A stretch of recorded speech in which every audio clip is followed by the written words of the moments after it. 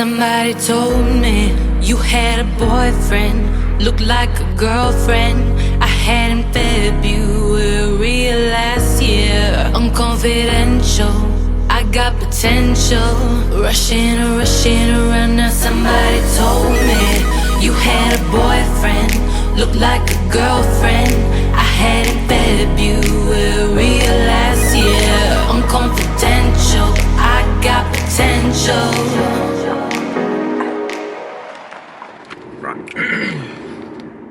Good morning, welcome to another 0 to 60 guys. Today we're in a 1996 Jaguar XJR. It is the 96 model, so it is of course the supercharged 4 litre straight 6, just before they went to the supercharged V8, which is now much more desirable and within good reason. Who doesn't love a supercharged V8, but it's still a lovely engine, a lovely motor. The cool thing about this one, it is a 2-owner car and it is in mint condition. I've never seen a 20-year-old car look as good as this one. I'm really looking forward to seeing what it does. The original 0 to 60 times from back in the day from the press was around the 6.6 mark. I don't know, I think there's a chance it might do it. It certainly feels really, really torquey off the bottom line. You get a little bit of Supercharger Whine as well, which is pretty cool. What do you reckon it's going to do? You'd like to think it's not going to lose too much time from what it's supposed to do from when it was released in 96, but you've got to remember that was 20 years ago. 20 years ago now, and cars are going to lose horsepower, and who knows what they were using or what equipment and what scenario they did those tests in, so you've got to be realistic as well. But it does, shit. But you're right, it does feel very torquey when you jump off the line, so it's promising. It's an automatic, there's nothing to do with the gears. You can just leave it there, it'll sort itself out and hopefully change at peak power. So sport shift this time. And it'll be a just trumpet again. Recording. You good to go? Spin case.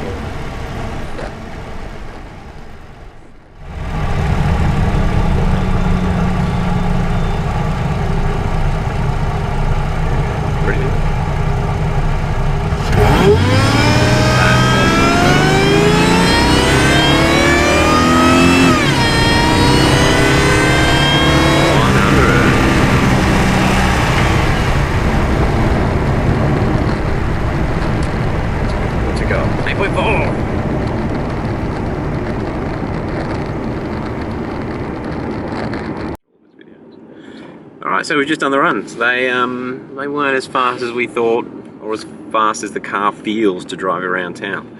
I think the best that it pulled up was about an 8.2 or 8.3. We did about 5 or 6 runs, which you wouldn't have seen all of them. It really wasn't as fast as I thought it was going to be. What do you reckon? I mean, 8.2 was by far the best time it got, and it's almost laughable for a car that was, you know, considered the competitor to the BMW M5 of its time.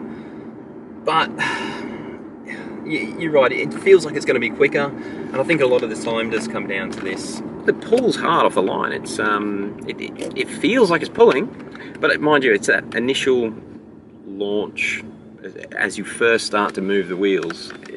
That sort of takes a little while.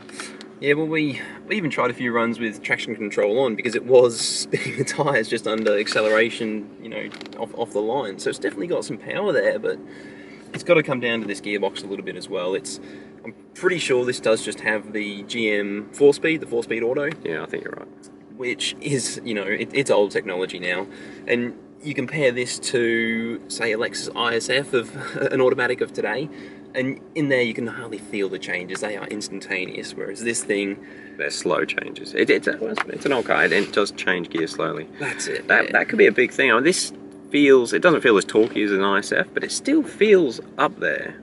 It's just, it just doesn't relate to a fast acceleration time. It's almost, the runs were almost boring, quite uneventful. Even shifting gears manually, there's just nothing else to do. There's no sideways or, you know, loss of traction once you're off the line.